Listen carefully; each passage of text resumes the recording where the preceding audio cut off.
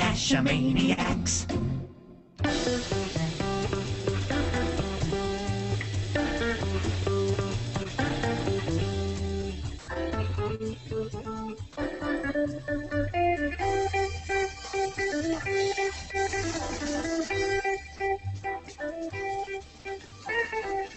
GeoGearHeads. I'm Daryl W4, back with the Bad Cop as usual, and a special guest as we talk about NeonGeo for the 56th edition of the GeoGearHeads. Before we get too far into this show and introduce our guest, next week we're talking about tech for event support. That's everything from loading caches into GPSRs to audio-visual support. We know that many of you, our experienced and savvy audience, have done some cool things with events, and we'd love to hear and share your solutions. Let us know what worked and, almost as important, what didn't. If you're planning an event and had a question, this is your chance to ask the gearheads from all around the globe. Leave us a voicemail by calling 206-350-3647 or email geogearheads@cachamaniacs.com with your questions, solutions, and stories. You can also watch us record that show live, as you can with all of our shows, through Google Plus or YouTube. We broadcast live shortly after 9 p.m., usually about 9:10 Eastern on Thursdays. If you're on Google Plus, you can check our feed for the event reminders, as well as for the actual live hangout on air. We try to post the link to the YouTube live stream through Twitter as well. So that's Thursday, January 31st for episode 57, which is Tech for Event Support. And then on Friday, or on February 7th, which is also a Thursday, we're going to do episode 58, which is Caching by UV Light. That's one episode I'm really looking forward to recording. We've got some great topics coming up, but let's not get ahead of ourselves. Right now, we're talking about NeonGeo with Aztec, a forum moderator for that app. Thanks for joining us tonight. Glad to be here. Well, NeonGeo is one of the earlier live API apps for Android, and we brought you on to give us a little bit of info about that product as one of the big guys in the project. So can you give us just kind of a quick overview of the product and what it is? Okay, well, it's a geocaching app, and it is an official app. So it gets its data and everything from the geocaching servers using the live API. And there's been a lot of new applications that have begun coming out thanks to geocaching publishing that API and opening things up. So it's not one of the older apps that does screen scraping or anything like that. So it uses the official API and has access to all of the data. It is Android only, so if you use iOS, this is one of the rare cases where you don't have a leg up on us. It requires Android 2.0 and up, which almost all devices should have at this point. Mm-hmm. It's available in the Android market for about $4.26, so I think there's a conversion going on, like it's for €3, something like that. But if you don't want to pay anything at first and you just want to try it out, the developer has made available a full-featured demo that works for 30 days, which should be sufficient time for you to try it out, take it out in the field, see if you like it or not, and you'll find that it's well worth the purchase. It's a very good application. It's got a fairly large user base. Google doesn't really give exact numbers, but it's somewhere in the 10,000 to 50,000 install range. So it's got a pretty good install base. And out of almost 500 reviews, it's averaging 4.5 stars. So it lets you know that those that use it are pretty happy with it.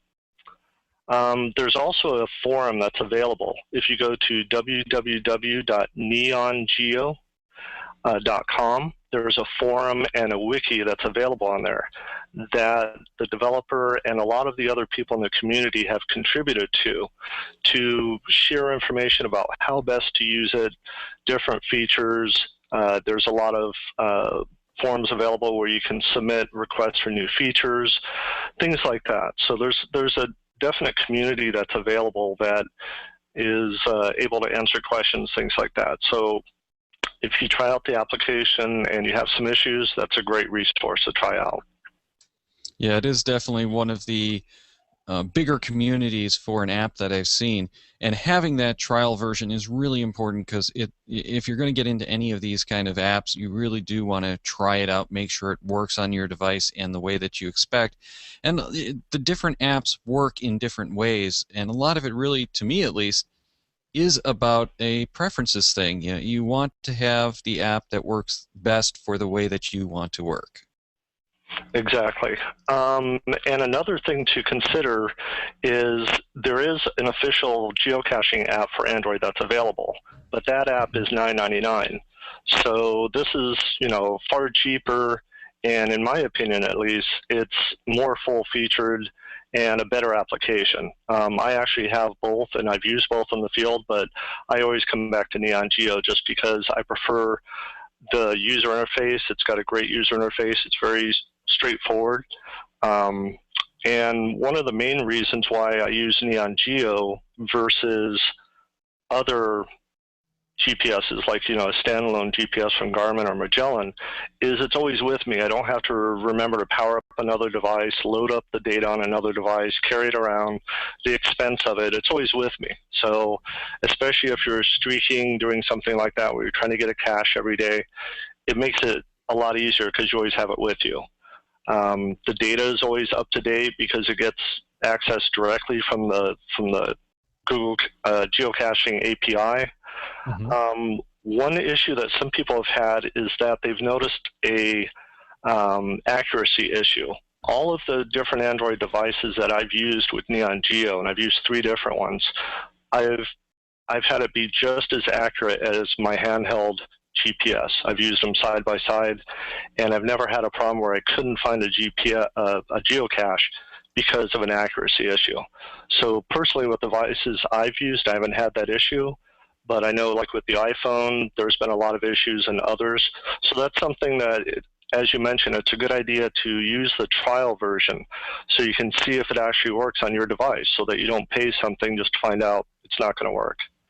Exactly. The other great, it's very important. So that was something that the developer didn't have initially, but that was something that others in the community and some of us, the moderators, kind of asked for, and enough people wanted it out there. So that was something that the developer made available. And I'm sure that increased the adoption once that became available and people got the chance to try it out.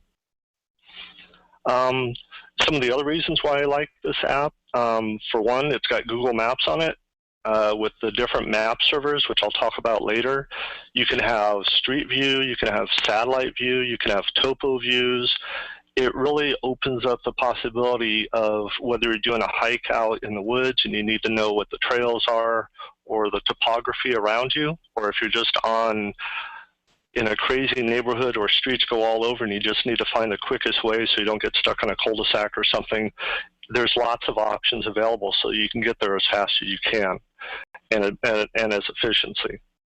It also supports personal cache notes, which is something that geocaching added some time ago, and I had never really used it. But once I started using NeonGeo, I really found the benefit of doing that. And that's a way that allows you to put some specific user information into a cache that only you see. Like if you're going after a multi-cache, it's great for putting in the different waypoints along the way. If you're going after puzzles, you can actually put in the final coordinates, and NeonGeo will use those coordinates and overwrite the published coordinates of the cache so that the puzzle shows up on your map in NeonGeo at its true location. So you don't have to waste time going to the wrong location only to find out you didn't update your GPSR or something like that. So that's another big selling point for why I in particular like this app, because I tend to go after puzzles and like things like that. And when people ask me, well, do you really use it? How dedicated are you? I looked back, and I've actually been using this since about August of 2011. And that was about 6,000 caches ago. So my last 6,000 caches, my Magellan GPS that I used to have has just been sitting on the shelf collecting dust. I've used nothing but my Android phone and NeonGeo. So, and that includes urban caches, hiking ones, power trails. So I've that's the best recommendation I can say is finding that many caches with it. Yeah, you found more caches with your Android phone and NeonGeo than I found total. Well, I've been doing this for about over 10 years now, so it's something I really enjoy and find an interest in doing. So, and it helps to be in a cache-rich area. I'm in the Phoenix area, so there's about, even with all the caches I found, there's about 20,000 in the state that I have yet to find. So, wow, there's plenty of choices. The only downside I will say, because I've only said about the benefits at this point, but there is one negative to using an Android phone or any smartphone, and that's battery life.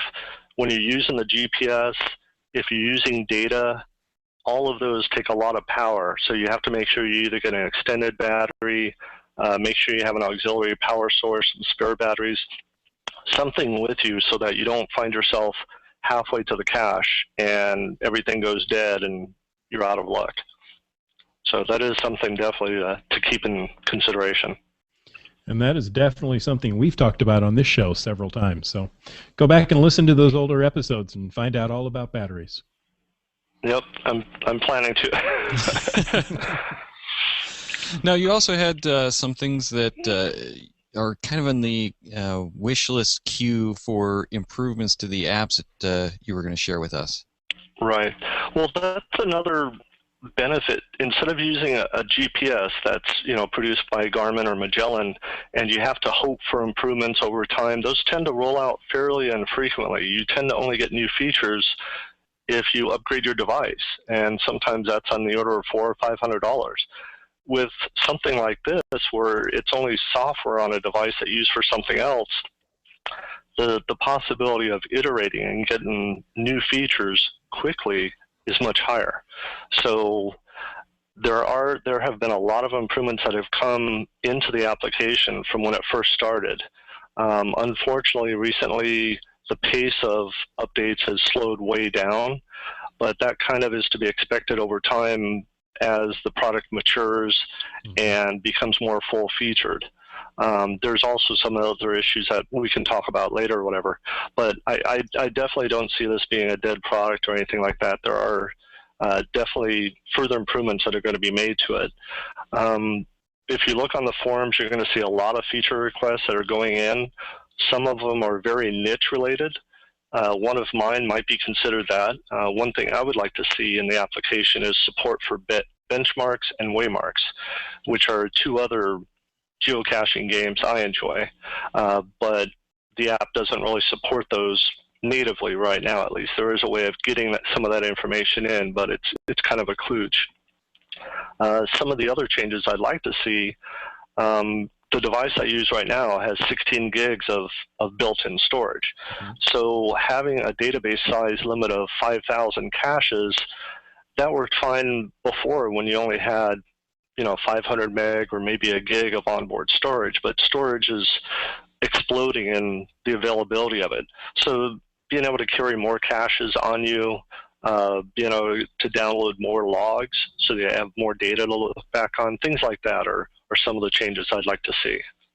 And then one other one, there are GPS interfaces I know that do things that I would like to see in NeonGeo. One of those is once you find a cache, it can automatically find the next closest one and set a target for that. And when you're doing power trails or even just regular hiking trails, that can save you some time and make it a little bit easier to use. So little things like that, interface improvements. And those are something that I hope to see in the near future. Nice. That'll make it a really good program. I mean, I like it the way it is now. So why don't you talk to us a little about how the program is working as it is now? Okay. Well, the way it works right now, when you launch the application, and again, this is for the demo or the paid app because the demo is full-featured. So it's not like it's a limited version or anything like that. So all of this will hold for both versions. When you open up the application, and again, it's only for Android 2.0 and later. So if you do have an older version, it's not going to work. It comes up with a simple interface of just 4 different buttons: map, geocaches, settings, and info. And the whole UI is separated into those 4 main areas. So let's go ahead and start with the info section. And when you bring that up, it basically has 4 different tabs. It uses a pretty standard interface on, at this point with Jelly Bean and Android 4.1, 4.2 coming out, it's a little more dated. It's not updated to the newer standards of Jelly Bean. But at the time it came out, this was pretty much a standard interface where you have tabs for the different sections of the screen. So when you go to the info area, you have 4 tabs. One of them is the help section, which basically gives you the version info of NeonGeo, the rights, the copyright, lets you know that it's an official geocaching application powered by Live, which is their API. And then it also gives you a link to the NeonGeo website where you can access the forum, the wiki, things like that. So even if you're out in the field, some of that help information that's out there on the forum and everything is still available to you. Nice. The next tab is the profile. And this basically gives you an overview of your basic profile information. It shows your avatar, your name, how many finds you have, your favorite points, and any caches that you've ignored. It also shows you your full trackable inventory.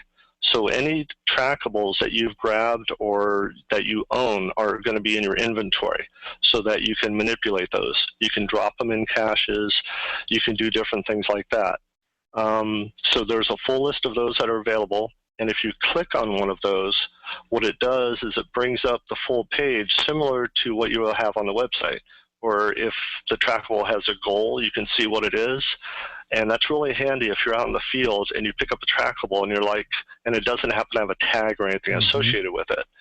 And you're like, well, should I pick this up? You know, what if it's trying to go the opposite direction where I'm going, things like that. Exactly. So it's good. You can just look it up real quick, bring it up, and see, oh, this wants to stay here. I shouldn't take it on my way to California, something like that.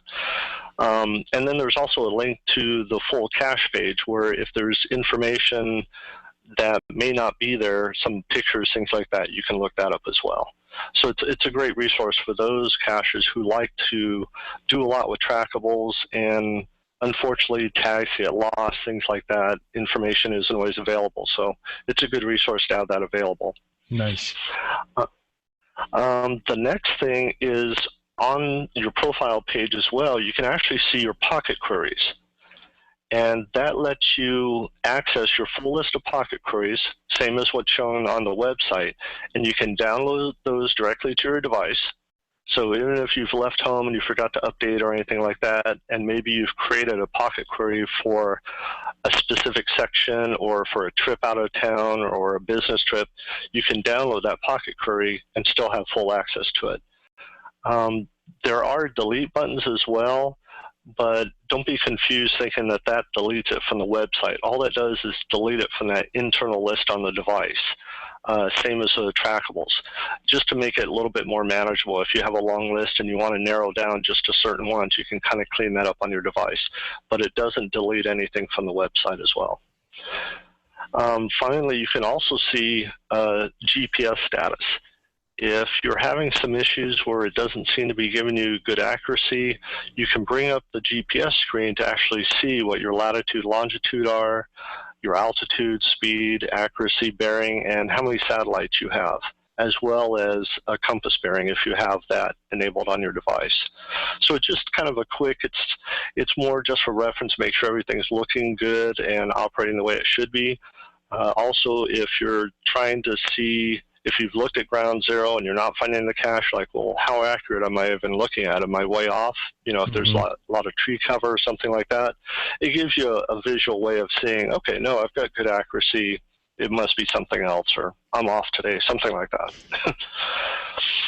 And lastly on this section is a data screen that lets you access the map servers. Earlier I talked about how one of the great things about NeonGeo is the different views of the maps.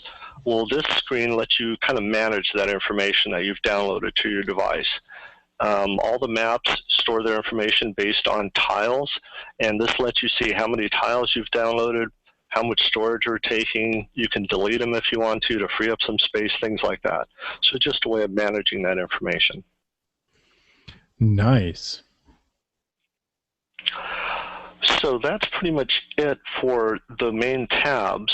One thing you have to be careful of is not to forget that there is a menu button in Android.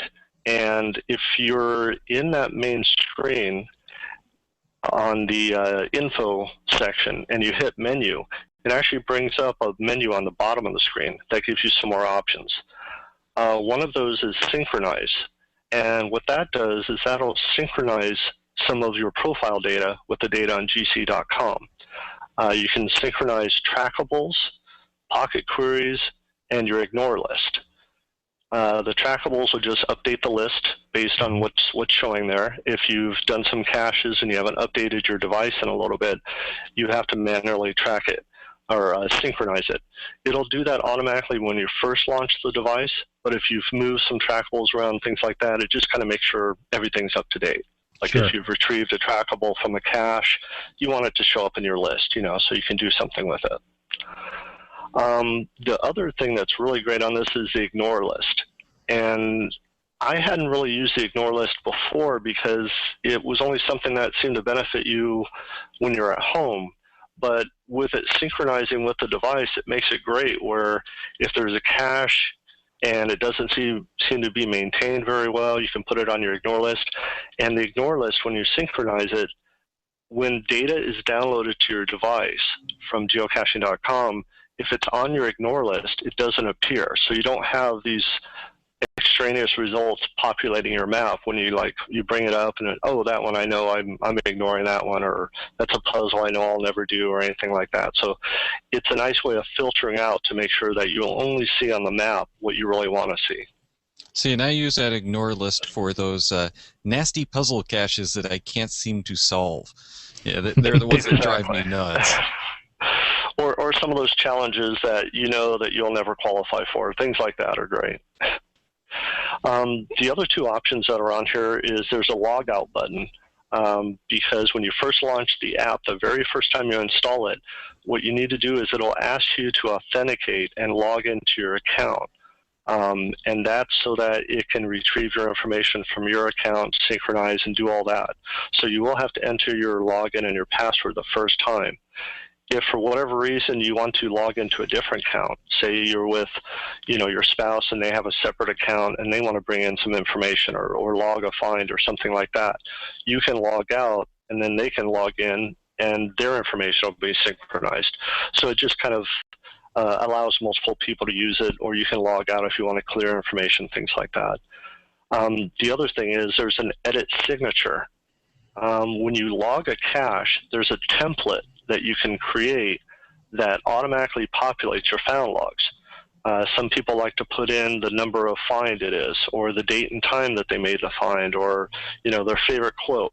So this is a way of putting all that information in your template, and then all you have to do is add whatever other note you want to make about the cache, and it'll fill it out in all automatically. So it's a real time saver, especially when you're out in the field. Now, are there multiple templates or just one? There is just one support for one right now. Okay. There are other applications I've used that support one for like DNFs, one for finds, one for notes. Right now, NeonGeo only supports one, but there is already, I believe, a feature request in for multiple. So the insert number of finds, that's a dynamic entry into that template. It'll be updated with the more finds you have? Right. If, say, you start the day and you're at find 150, and throughout the day while you're using the application, you mark 3 other caches as found, it'll keep incrementing that count while you're finding those. So it'll do 151, 152, 153. So it's not something that you have to wait and manually do it or something like that. Even if you've only created a local note or a field note on your device, if you've marked it as found, it'll count that so that it keeps everything correct. Good.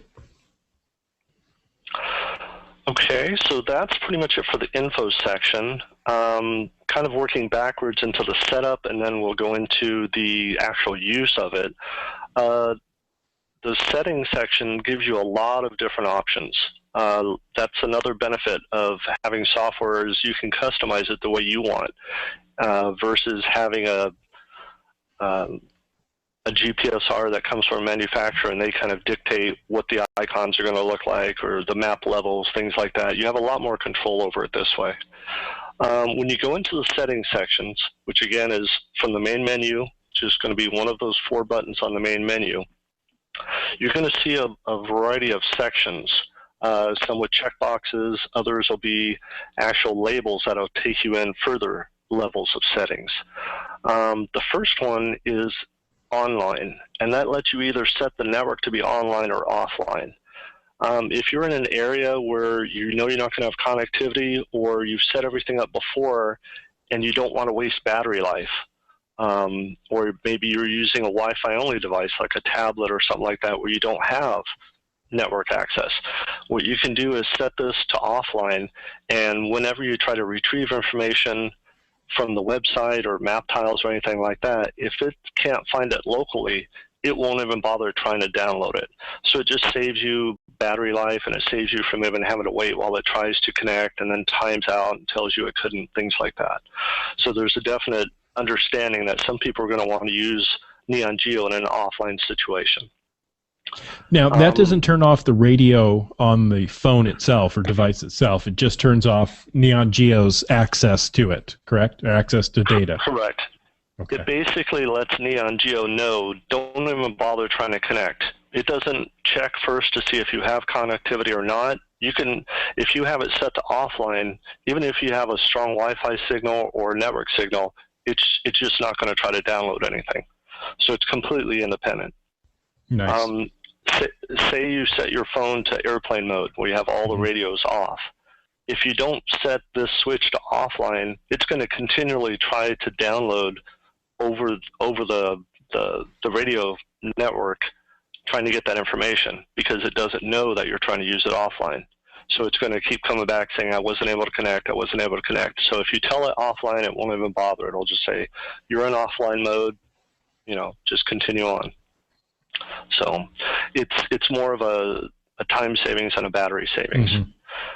Some of the there's a couple other options on there that are pretty straightforward. Like there's electronic compass, which will display that if it's available. Whether you can store your data on the SD card if you're limited in the internal storage. And then there's other sections that are actually groups of parameters, like formatting, which lets you choose whether you want to use metric or imperial units, what coordinate format you want to use, the date, so it lets you customize it. If you're a European user, you're going to want to put the month in the wrong position as far as we're concerned. Coordinates, some people like to use UTM, some people like to use decimal minutes. I mean, you can do whatever is your preference here. Next is customization, which is pretty much where most of the custom settings are, where you can really make it look the way you want. You can have it automatically remove waypoints on the screen. We'll see later in the map view where you can, actually I'll go over that later, but there's a way of having it basically clean up the display on the map so you see only the most pertinent information available. There's a switch for that here. There's 2 different icon sets are available. There's the icon set that kind of harkens back to the CGeo ones. Before I use NeonGeo, I actually use CGeo, which is another application that is available and I believe has been open sourced and others are carrying it on. So there's one icon set that is kind of, I don't know, I didn't think it looked very good, so I kind of was a big proponent of supporting the official geocaching icons. So he actually added an option where you can use the geocaching.com icon set, which is similar to what's used in the map view. If you use like the large map display on geocaching.com, it's the exact same icon set that's on there. So it's more familiar to users of the website and everything. So it's the icons are more recognizable. You can say how many caches are in the list, how big the compass is. You can have a large display, or if you've got a tiny device with a small screen, you might want to not use up so much of the real estate, so you can have it smaller, things like that. So there's a lot of customizations where you can make it look the way you want it so that it's easiest to use. There's also options about screen orientation if you want to lock it to portrait or have it switch around, showing the status bar, all kinds of stuff like that. Nice. Yeah, there's a lot of functionality here. There's also another option or kind of a separate service that the developer added, which he calls Follow Me. And that was something that a while back when geocaching was doing the geocaching live project. I don't know if you remember that. It was only in Europe, wasn't it? Right, it was only in Europe, and the developer of NeonGeo was actually involved in that program. And he was actually asked by geocaching.com to develop the Android app and kind of work on that. So he was, I believe, he created one of the first, if not the first, Android application that used the live API. And that was partly because of his familiarity with the API, because he had helped write it and develop it for that other program. Well, one of the features of that other system that they had, the Geocaching Live, was a Follow Me system where you could basically see where other geocachers were located. So if you had friends in the area, you might be able to meet up, say, hey, I know he's going out for this, or if you're really competitive and you're going after a first to find, you could see where everyone else is going and see who you have to cut off in traffic and stuff like that. So I mean, that's going to an extreme, but I've seen it happen. Oh, yeah. So the Follow Me is not something that I've ever used myself, but I know that it is available and others have used it. And it's basically just that, where it's kind of like Google Latitude, where you can see where your friends are on top of the NeonGeo map and see where they are in real time. You can exchange messages with them.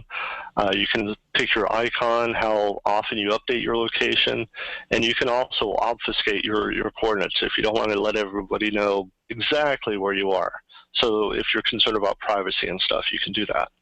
So that's another feature that you can find more info on in the wiki and in the forums if you're interested. I haven't used it myself, but I know a lot of others have out there, and it is kind of a neat feature if you're doing collaborative caching or if you're caching in a group or something like that. So the next major setting area talks about the map servers, and this is, like I alluded to earlier, this is one of NeonGeo's strengths, is the ability to have any kind of map that supports tiles and the ability to specify coordinates and location and receive those tiles and store them on a device. There's a user in the NeonGeo forums, his forum name is SkyKing36, and he's pretty much been the main driving force behind this.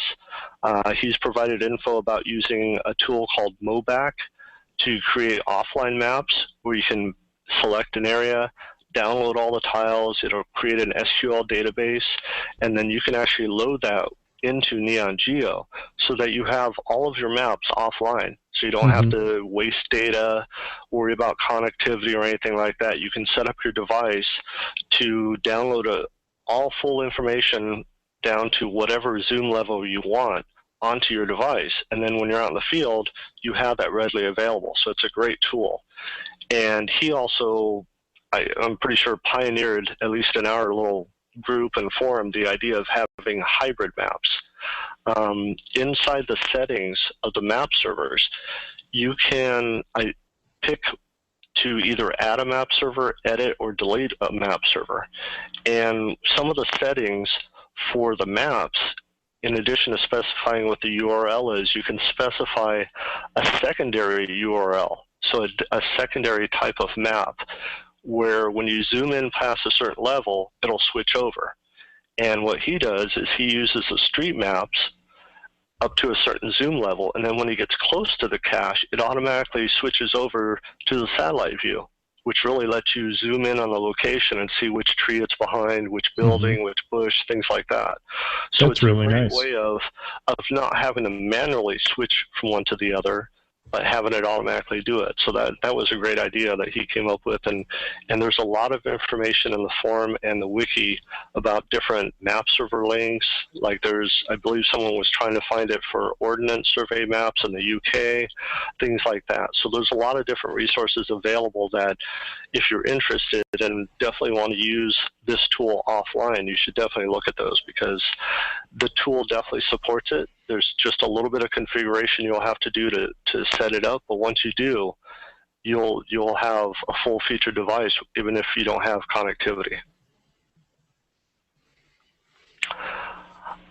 Next, there's some information about downloading, where you can basically specify how many caches you want, how many logs you want to download for every cache. If you just want the most recent one, or say the last 20, you can do that.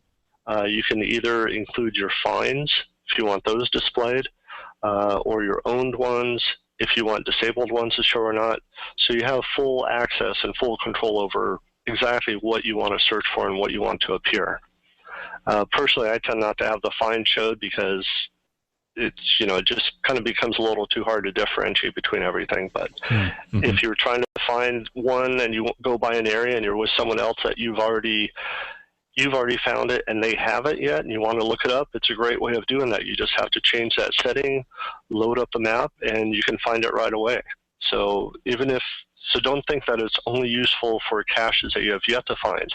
It'll have your full history, and you can access that at any time.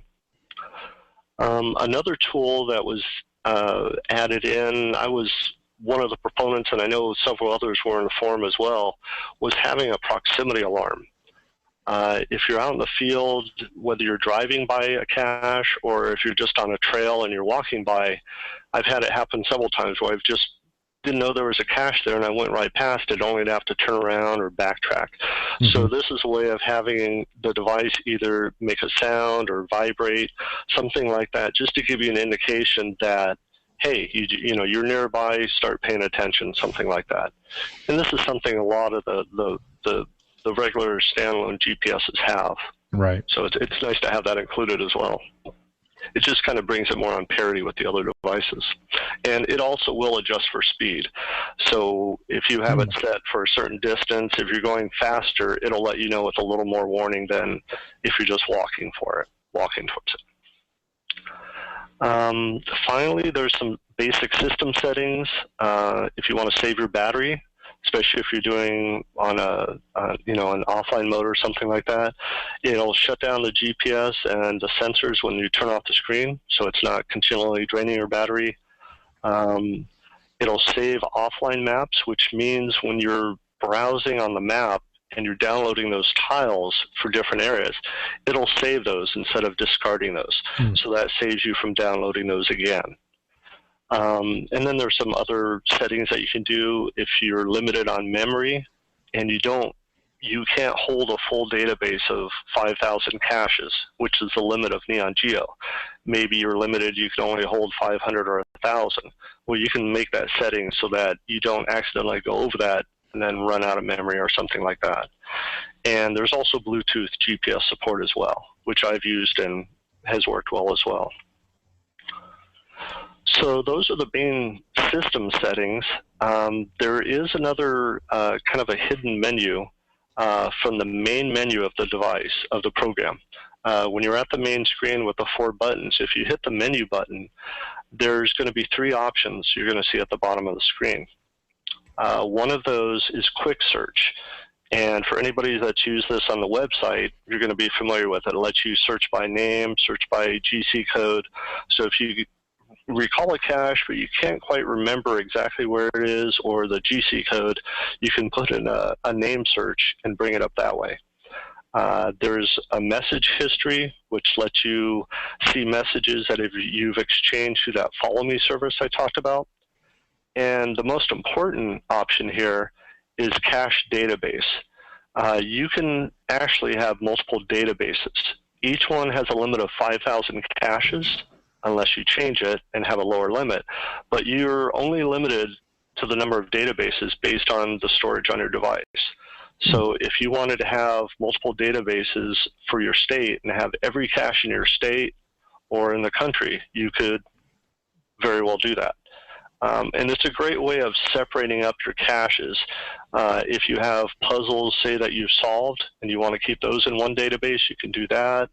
Or if you have certain ones that are for a business trip and you want to put those in a separate database so they don't mix up and show up with your other local caches, you can do that.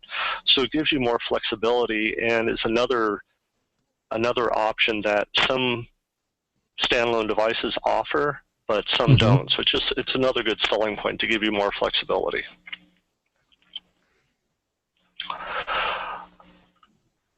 So the main feature now is where we want to talk about, or the almost main feature, is the geocaches themselves. So at this point, I've pretty much just talked about all the different features and the different options and the way of customizing it. Now, if you actually want to find a cache and load some caches and see what's out there, you want to go to either the maps or the geocaching buttons. The map is going to give you a map view, just like it sounds. The geocaches button gives you basically a list of all the caches that are in your device. You can either have a condensed view, which just gives you the name, the type of the cache, and how far away it is. So that's a quick way of looking what's around you. But if you want to also get more details, like, you know, what's the difficulty terrain rating, what's the size of the cache, of the last 3 or 4 logs, have they been finds, have they been DNFs, things like that, you can, in the menu options, you can choose an expanded view, and that gives you all that information. So it's a quick way of looking from your location to see what's around you. And you don't have to open up each individual cache fully in order to get that information. So it's a great way of getting an overview of what's around you. If you're with your kids, they don't like micros, you know to skip that next cache because it's a micro, things like that. Exactly. I think those of us with kids have always had that issue. If it doesn't have swag, sometimes they're not interested. So that's a great way of handling it and seeing what's available in your area and getting a quick view. It also has, besides having the cache list of ones you haven't found yet, it also has a list of points of interest. And these are additional waypoints that you may have added, like parking coordinates or maybe where you park the Jeep, something like that. Or if you're scoping out a potential cache placement and you've marked a couple possible placements, you can mark those for later usage where you can see what's around it. So it's just a way of managing and putting different points on there. You could put your home location, your work location, just to quickly find those and get those on the map. There's 2 others, which are marked and users. Users is going to show anybody that's on the Follow Me service, if you're using that. And marked is going to be anything that you've logged. If you've put a note on a cache, logged a find, logged a DNF, and this is all from within NeonGeo. So this doesn't bring up the information directly from the website, unless you've chosen like to download your finds, things like that. So anything that you've made an entry on the cache, a log of some sort, those will show up in the marked column. So it's a good way of separating things out so that you don't have one big long list of everything and trying to sort or search or whatever. So it keeps things a little bit separate, so it's a little easier to manage. Okay, so now the main focus is the maps. And that's, I think, is one of the strengths of the application, is the UI and everything is if you've used the geocaching website and you've used the map view to look around your area or take a look at a potential caching site, it's exactly like that, except with even more options, because you have full control over the mapping options. You're not limited to, for example, when geocaching.com took away Google Maps for a while and we were stuck with OpenStreetMaps, and the topo maps went away. Here you have the same data that's available, but you have full control over the maps and the layers that are displayed on it. So it gives you a lot more control over that. You have pinch to zoom, just like you do within regular Google Maps. You have plus and minus zoom buttons. There's a location where if you want to center it on where you are right now, you can click on that. There's also two different modes that the map can update in. You can either do what's called managed map, which means you manually download certain caches that you've selected. Or you can do live mode, where what that does is it will constantly update from the geocaching.com server based on your location, all of the geocaches that are around you, that are in your view on the map. So if you want to download a large area, you can zoom way out and it'll download all the caches in that area. Or if you only want to focus on your specific neighborhood, you can zoom in and it'll only load caches that are around you. So it's a way of downloading it automatically without having to do any specific actions.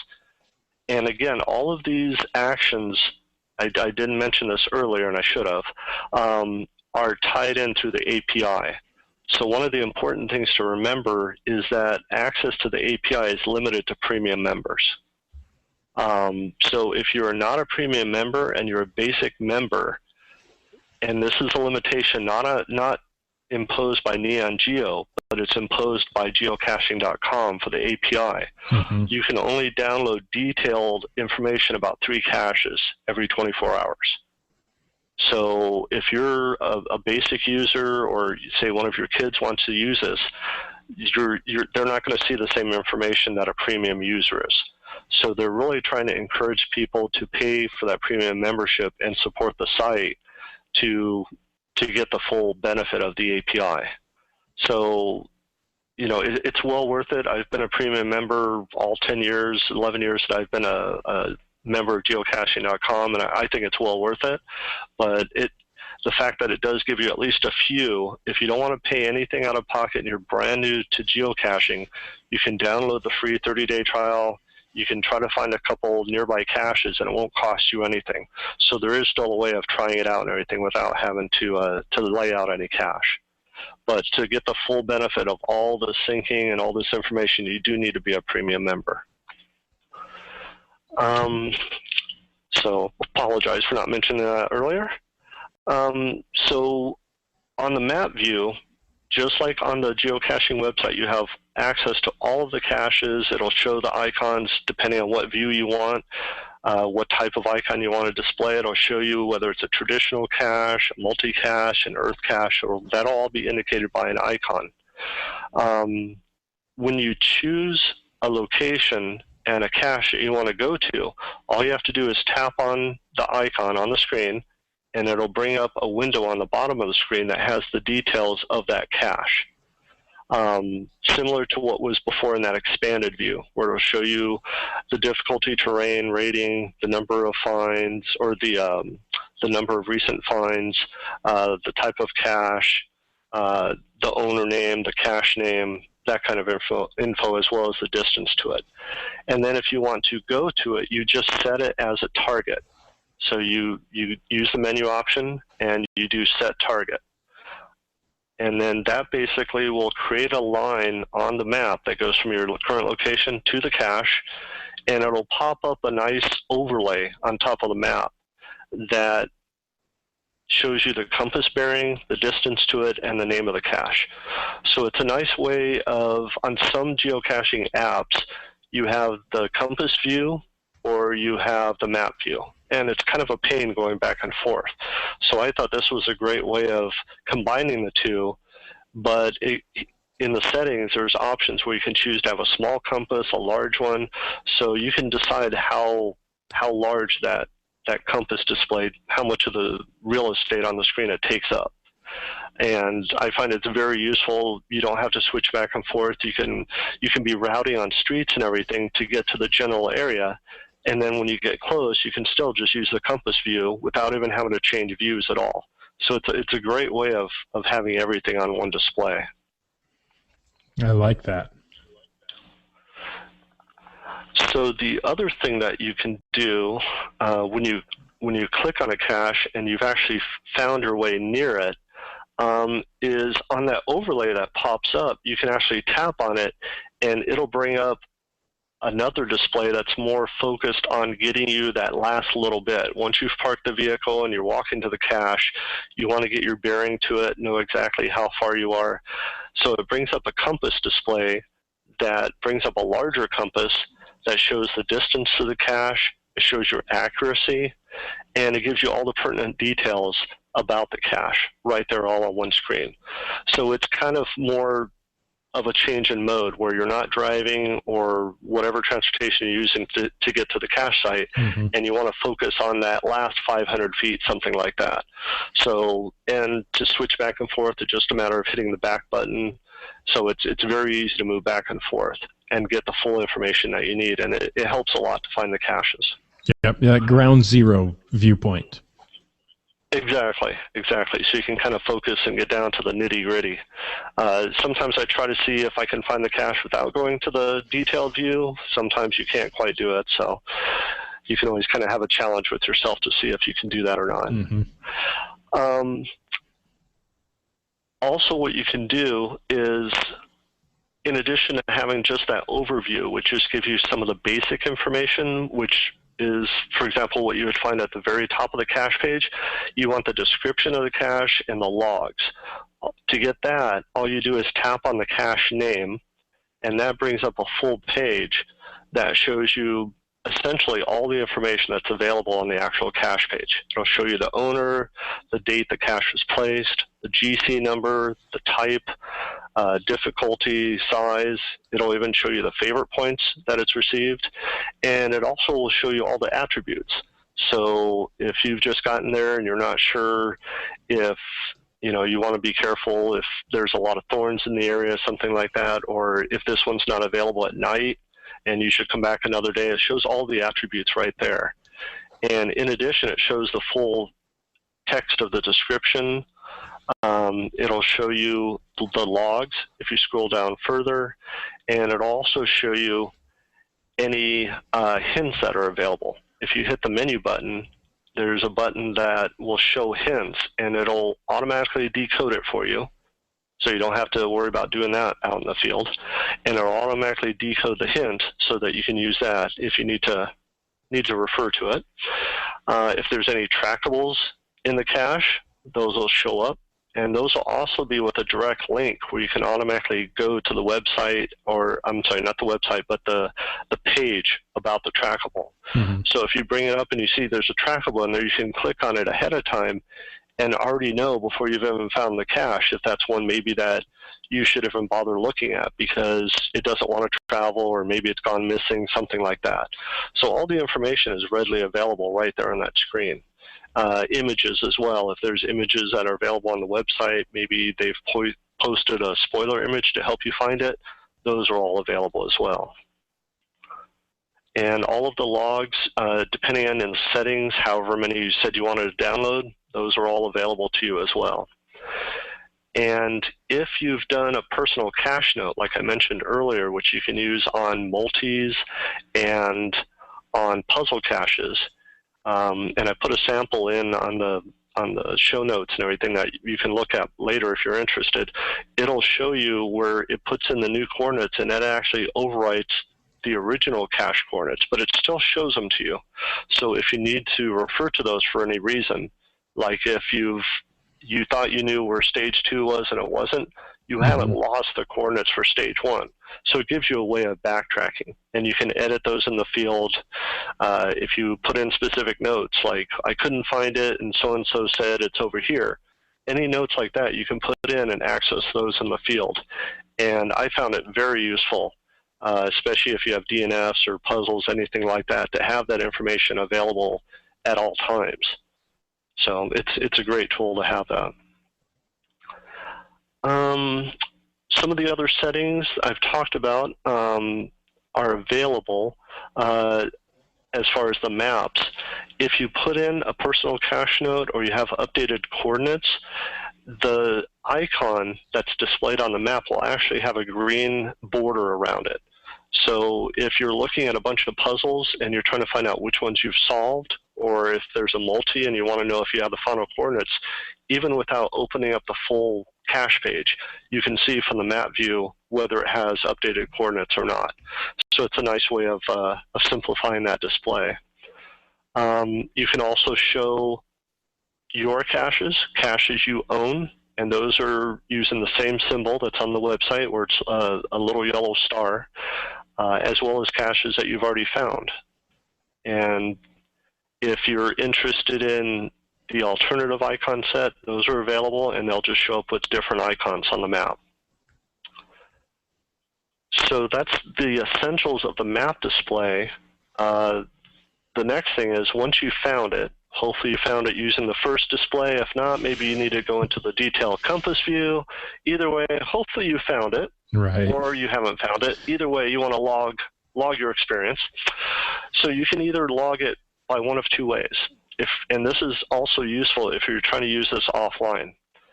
You can do a field note, which will create a field note file and keep it on your device. And then you can upload those field notes to your account when you get home. And that makes it very easy to go ahead and log all of those caches at a later date. It'll keep the order of your finds, it keeps your log entries, all of that information will automatically be there. And you can just go through those in your account and log those. So it's a great way where you don't have to try to remember everything, you can log it even if you're offline.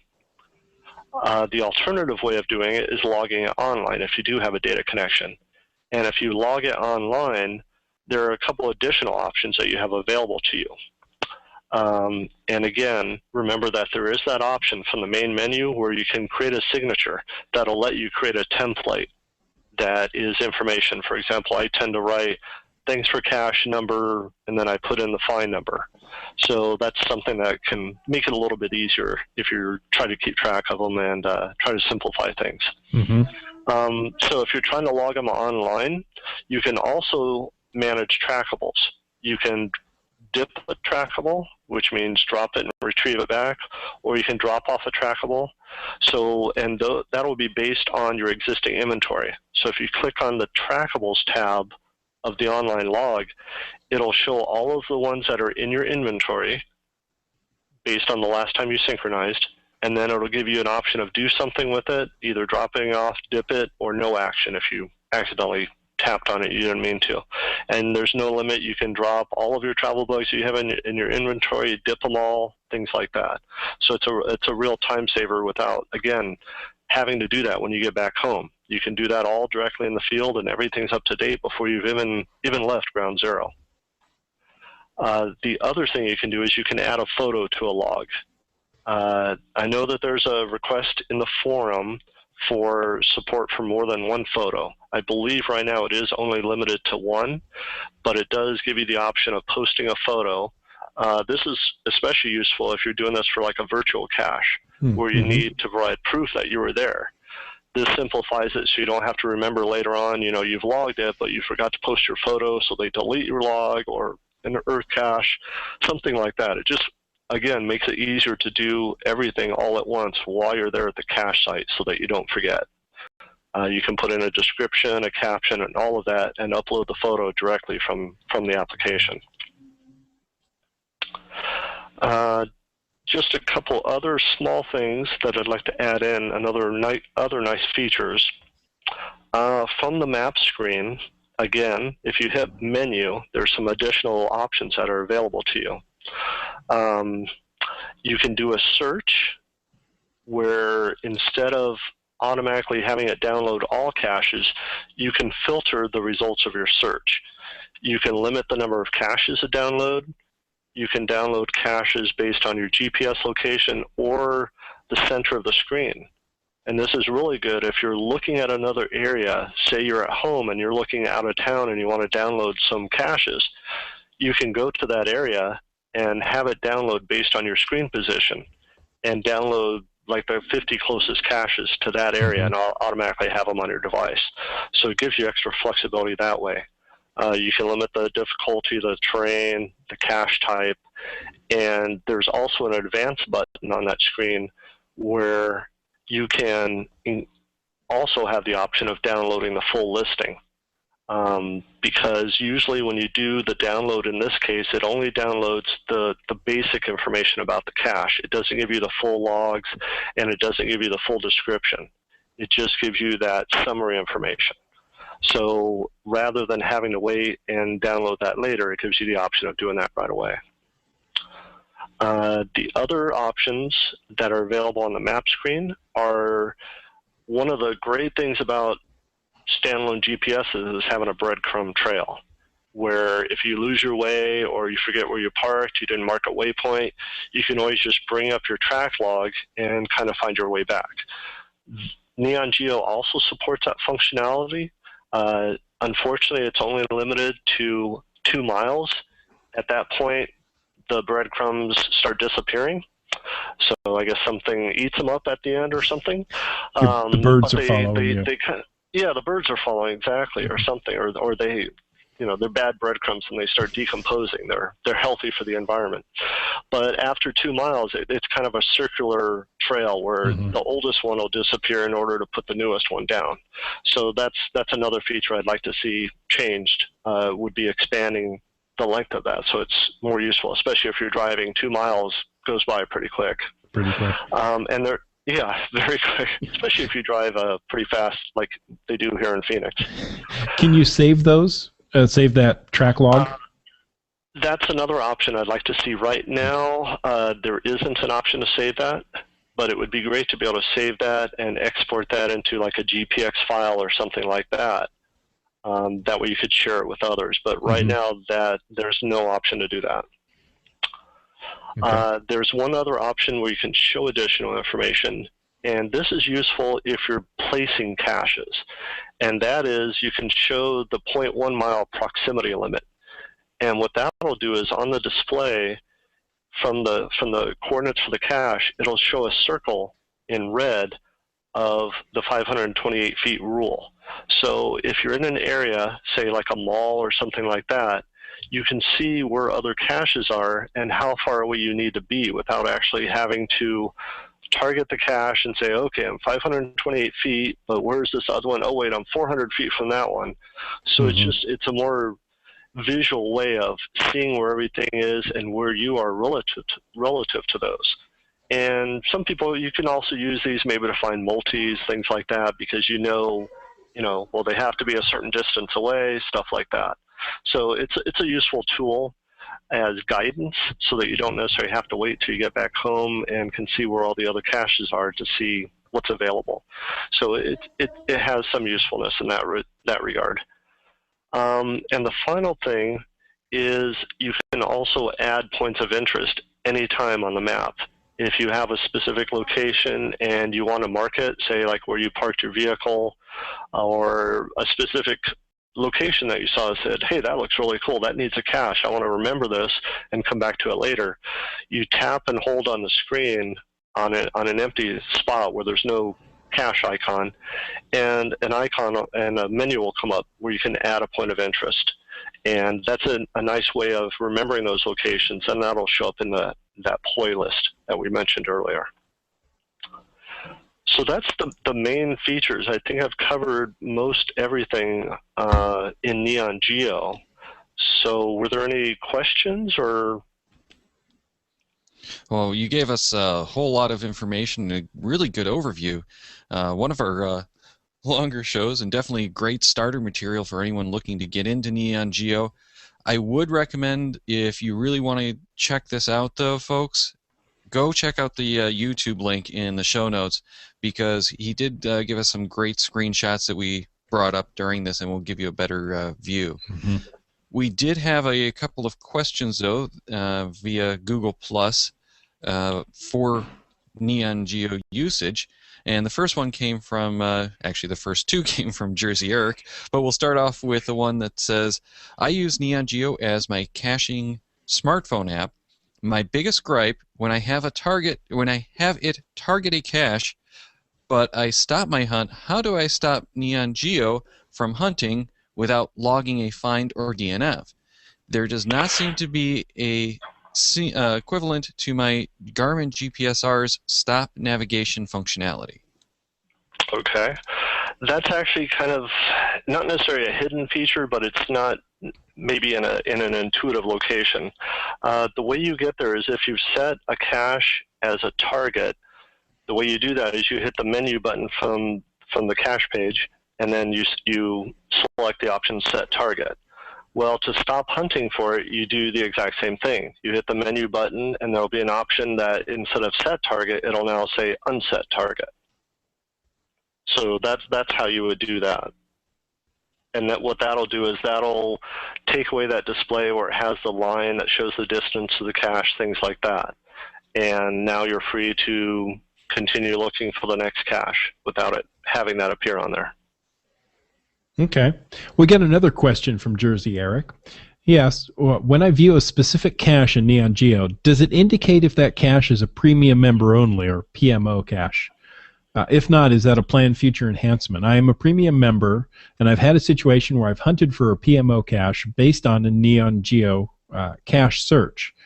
I had a regular GC.com account member with me, and we did not discover that the cache was a premium until the regular member tried to log to find online.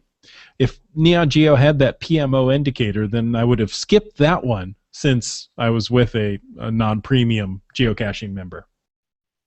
Right.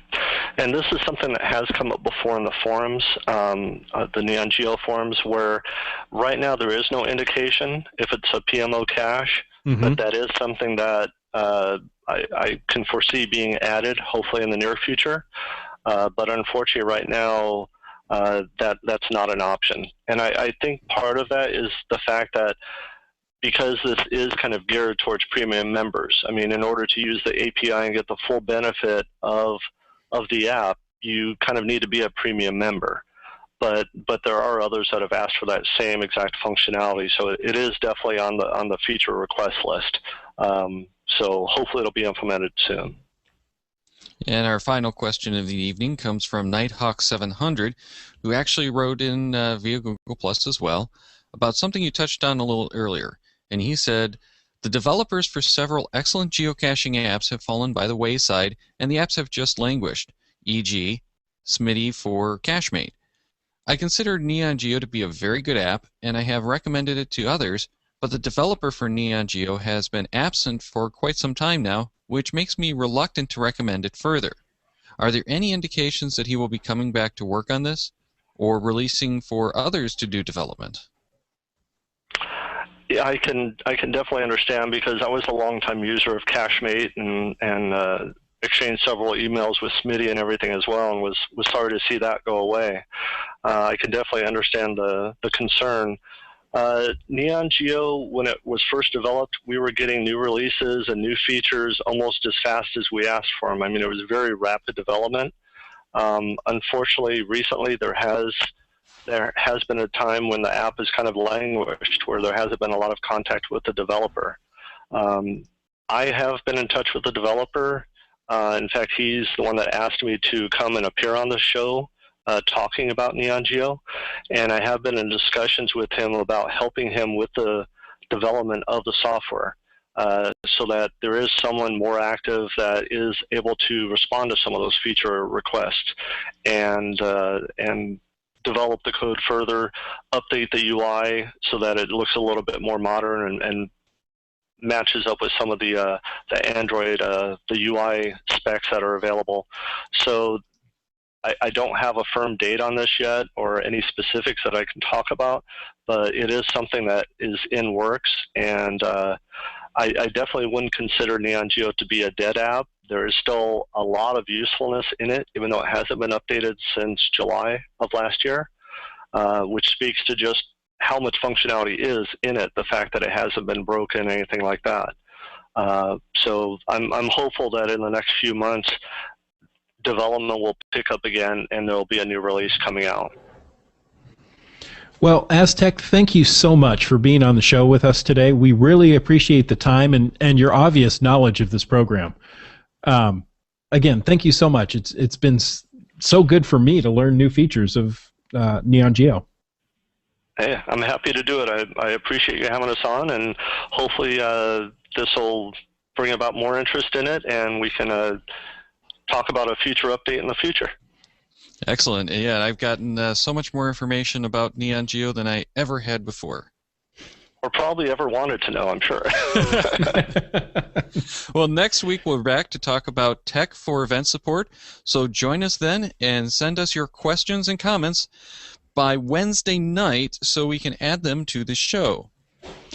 Don't forget to check the Cachamaniacs website at cachamaniacs.com for more on the GeoGearHeads, including show notes from this and all our episodes. We love hearing from our listeners, so leave us feedback by calling 206-350-3647, by emailing geogearheads at cachamaniacs.com, or through social media. Your support helps keep the Cachamaniac shows coming. Please consider making a PayPal donation through the link on our website to support the Cachamaniac shows. GeoGearHeads is produced by Chris Umfenauer and Daryl Wattenberg. The show's copyright 2013 by Daryl Wattenberg, all rights reserved.